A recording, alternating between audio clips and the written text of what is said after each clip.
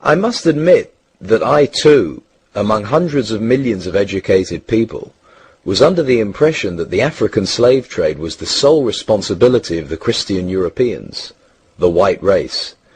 That is, until I started exploring the subject in greater depth, and especially after reading an incredibly enlightening book called The Legacy of Arab Islam in Africa by John Alambila Azuma. My whole perspective and understanding has changed dramatically, and I would like you to tell us more about this subject. The success of Muhammadan Islam in deceiving, misinforming, deforming, and contorting both history and reality over a period of almost 1400 years has been astounding. That is, until now. The greatest tragedy about this particular subject is that most of the descendants of African slavery, the black people in the Americas, around the world, as well as among the African blacks, are totally ignorant of the actual facts. Before we lose the concentration of our listeners, I would like to make the following statement and then prove it. That the worst, most inhumane and most diabolical institution of the black African slave trade was initiated, refined, perpetrated, and implemented by the Mohammedan Arabs and later aided and abetted by the black converts to Mohammedan Islam.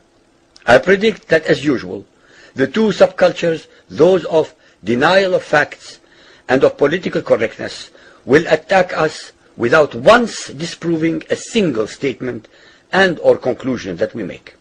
Slavery was not created by the white races, because it has existed throughout human history and practiced by every tribe, culture, civilization, racial group, and religion. In fact, the very word slavery has its root in the name Slav, based upon the Slavic peoples of Europe who were subjugated by other Europeans. It is not common knowledge that the Arabic word abd is synonymous with the meaning of slave. For example, Abdullah means literally the slave of Allah, and that in the language of the Arabs, all black peoples are called abid, plural, for slaves. While much has been written concerning the transatlantic slave trade, surprisingly little attention has been paid to the Islamic slave trade across the Sahara, the Red Sea, and the Indian Ocean.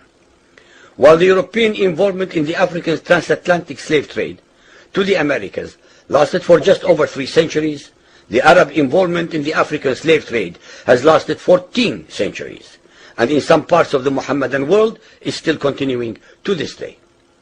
The birth of Mohammedan Islam and its conquests brought about the birth of institutionalized, systematized, and religiously sanctioned slave trade on a massive and global scale. In fact, the Quran allows the taking of slaves as booty or reward for wars of aggression against any and all unbelievers, most of the human population.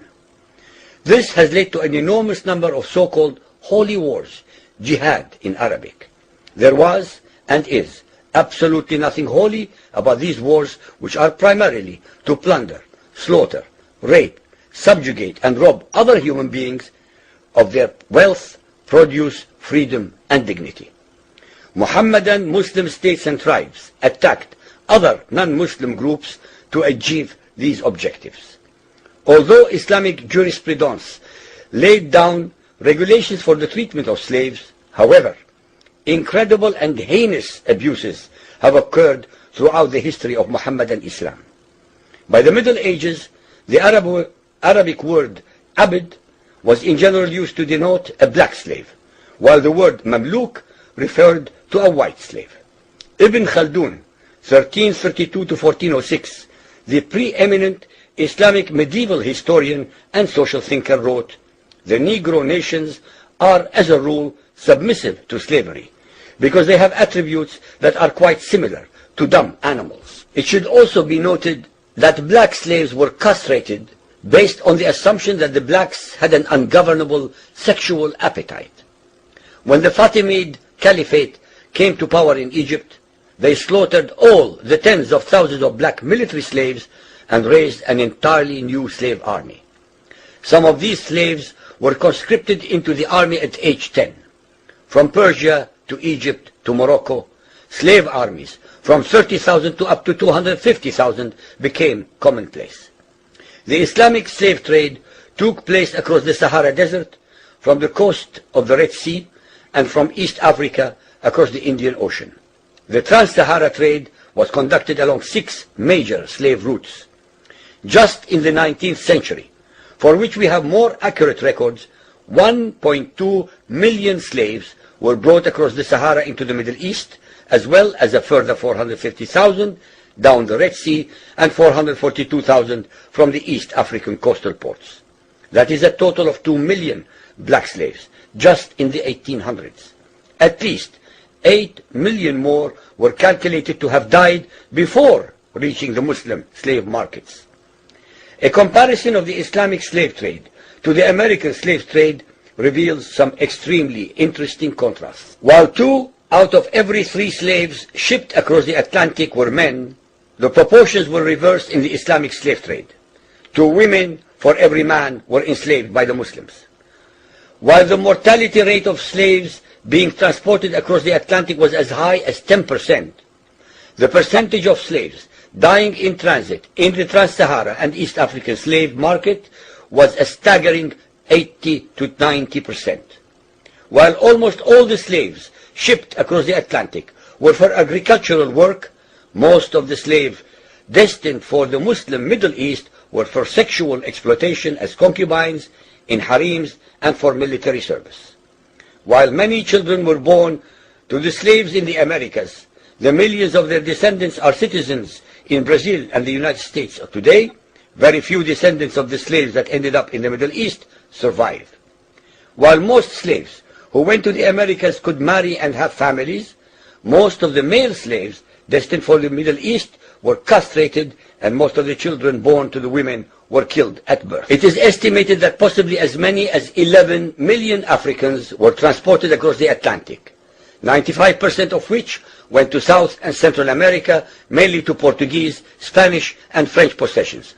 Only 5% of the slaves ended up in what we call the United States today.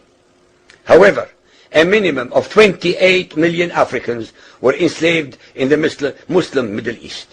Since at least 80% of those captured by Muslim slave traders were calculated to have died before reaching the slave markets, it is believed that the death toll from 1400 years of Arab and Muslim slave raids into Africa could have been as high as 112 millions. When added to the number of those sold in the slave markets, the total number of African victims of the Trans-Saharan and East African slave trade could be significantly higher than 140 million people.